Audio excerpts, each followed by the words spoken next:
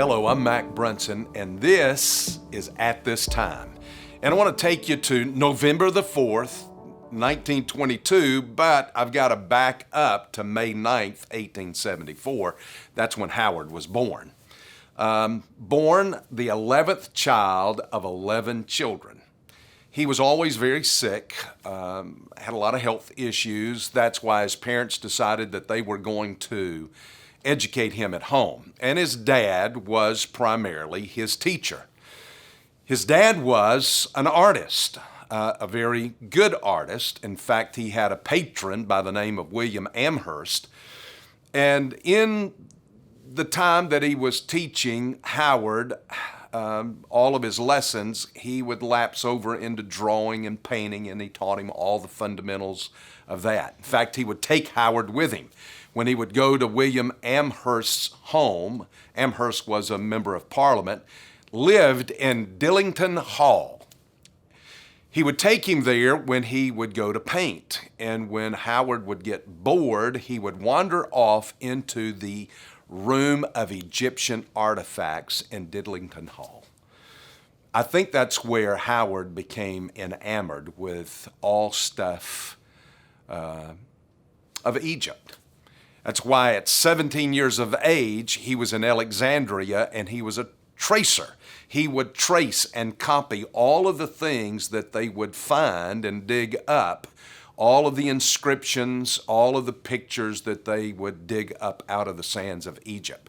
At 25, he became the first inspector general of Upper Egypt. Now, if you're looking at a map, Upper Egypt is in the south, Lower Egypt is in the north. He was over all of the archaeological digs in the Valley of the Kings, which was pretty fascinating at 25 years of age. And in the midst of studying all of that, he came across the name of a king that nobody had really heard about. And he set out on a quest to find this king's tomb. So he dug and he researched and he dug and he researched, and after moving somewhere around 70,000 tons of sand on November the 4th, 1922, Howard Carter uncovered the steps and the door that would lead into the antechamber of King Tutankhamun, King Tut. He waited until the 22nd of November to take out the little corner of the door on the upper left side.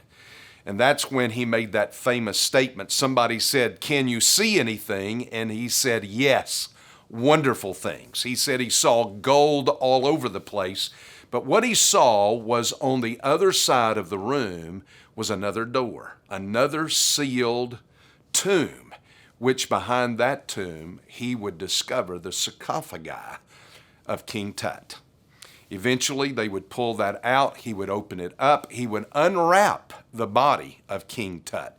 They say that the head fell off as he was doing all of that, but he took the linen wrappings off from around the mummified body of King Tutankhamun, which makes me think of this, that there's another tomb. Not lost to history, not lost to the people of that day or the people of our day. Not a tomb that was hidden or covered up or tucked away, but a tomb that when they got there was open, and a tomb that was empty. And it was worth far more than all the gold found in the tomb of King Tut. Our treasure, not in that tomb. Our treasure today is in heaven, Jesus Christ, at this time.